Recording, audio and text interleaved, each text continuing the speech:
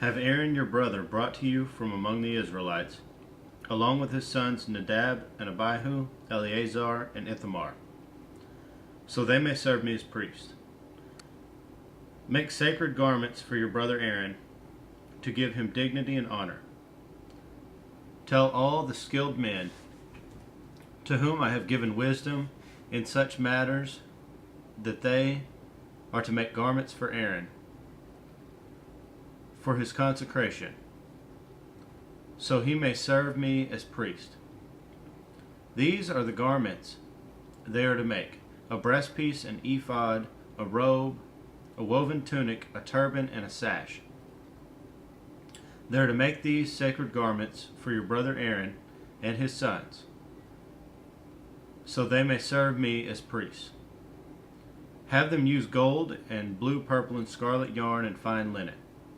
Make the ephod of gold, of blue, purple, and scarlet yarn, and of finely twisted linen, the work of a skilled craftsman. It is to have 2 shoulder pieces attached to 2 of its corners, so it can be fastened. Its skillfully woven waistband is to be like it, of 1 piece,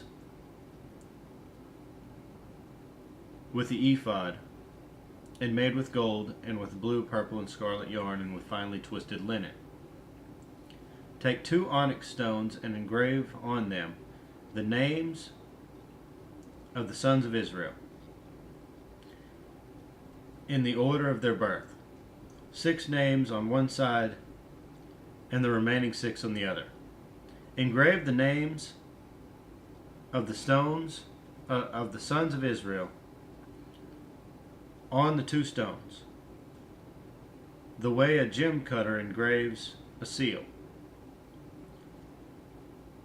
Then mount the stones in gold filigree settings and fasten them to the shoulder pieces of the ephod as memorial stones for the sons of Israel. Aaron is to bear the names on his shoulders as a memorial before the Lord. Make gold filigree settings and braided chains of pure gold like a rope, and attach the chains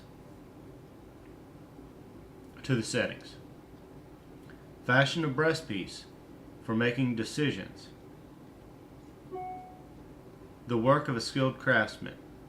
Make it like the ephod, of gold and of blue, purple, and scarlet yarn, and of finely twisted linen. It is to be square, a span long and a span wide, and folded double. Then mount 4 rows of precious stones on it. In the first row there shall be a ruby, a topaz, and a beryl. In the second row a turquoise, a sapphire, and an emerald. In the third row a jacinth, an agate, and an amethyst. In the fourth row a chrysolite, an onyx, and a jasper. Mount them in gold filigree settings. There are to be 12 stones, 1 for each of the names of the sons of Israel, each engraved like a seal, with the names of one of the 12 tribes. For the breastpiece, make braided chains of pure gold, like a rope. Make 2 gold rings for it, and fasten them to 2 corners of the breastpiece. Fasten the 2 gold chains to the rings at the corners of the breastpiece, and the other ends of the chains to the 2 settings, attaching them to the shoulder pieces of the ephod at the front.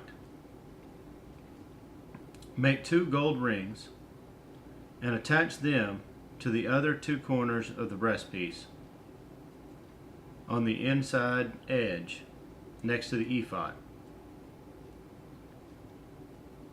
Make 2 more gold rings and attach them to the bottom of the shoulder pieces on the front of the ephod, close to the seam just above the waistband of the ephod. The rings of the breastpiece are to be tied to the rings of the ephod with blue cord, connecting it to the waistband, so that the breastpiece will not swing out from the ephod. Whenever Aaron enters the holy place, he will bear the names of the sons of Israel over his heart on the breastpiece of decision as a continuing memorial before the Lord. Also put the Urim and the Thummim in the breastpiece, so they may be over Aaron's heart whenever he enters the presence of the Lord. Thus Aaron will always bear the means of making decisions for the Israelites over his heart before the Lord. Make the robe of the ephod entirely of blue cloth, with an opening for the head in its center. There shall be a woven edge like a collar around this opening, so that it will not tear. Make pomegranates of blue, purple, and scarlet yarn around the hem of the robe, with gold bells between them. The gold bells and the pomegranates are to alternate around the hem of the robe. Aaron must wear it when he ministers. The sound of the bells will be heard when he enters the holy place before the Lord and when he comes out, so that he will not die. Make a plate of pure gold and engrave it